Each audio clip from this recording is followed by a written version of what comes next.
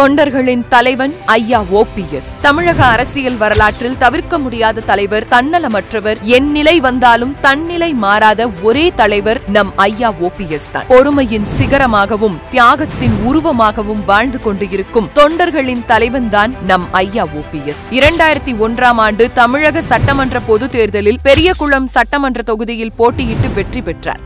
முதலில் அப்போதுதான் அவர் சட்டமன்றத்திற்குள் நுழைகிறார். நுழைந்த உடனே முதல் முயற்சியிலேயே அமைச்சரானார். அதன் பிறகு முதல் முயற்சியிலேயே முதலமைச்சராக புரட்சி தலைவி அம்மா அவர்களால் நியமிக்கப்பட்டவர்தான் அம்மாவின் உண்மை விசுவாசி நம் ஐயா. அதன் பிறகு முதல்வராக, அமைச்சராக தனது பொறுப்பை திறம்பட நிர்வகித்தார். 2006ஆம் ஆண்டு நடைபெற்ற சட்டமன்ற பொது தேர்தலில் கழகம் வீழ்ச்சி கண்டபோதும் கழக ஒருங்கிணைப்பாளராக வெற்றி பெற்றார். புரட்சி தலைவி அம்மா அவர்களால் சட்டமன்றத்தில் முதல் முறையாக எதிர்க்கட்சி தலைவராக நியமிக்கப்பட்டார். பின்பு அம்மா அவர்கள் எதிர்க்கட்சி தலைவராக பதவி ஏற்றபோது ஐயா ஓபிஎஸ் எதிர்க்கட்சி துணைத் தலைவராக நியமிக்கப்பட்டார். 2011ஆம் ஆண்டு நடைபெற்ற சட்டமன்ற தேர்தலில் போடி நாயக்கனூர் சட்டமன்ற தொகுதியில் நம் ஐயா மகத்தான வெற்றியை பதித்தார். அப்போது புரட்சி தலைவி அம்மா அவர்களால் நிதி அமைச்சராக ஐயா நியமிக்கப்பட்டார். 2016ஆம் ஆண்டு அம்மா அவர்களின் மறைவிற்கு பிறகு மீண்டும் முதலமைச்சராக ஐயா பொறுப்பேற்றுக் கொண்டார். 2021ஆம் ஆண்டு சட்டமன்ற தேர்தலில் அவரின் வெற்றியை தடுக்க நினைத்தாலும், கூட இருந்தே குழி பறித்தாலும் அவரின் வெற்றியை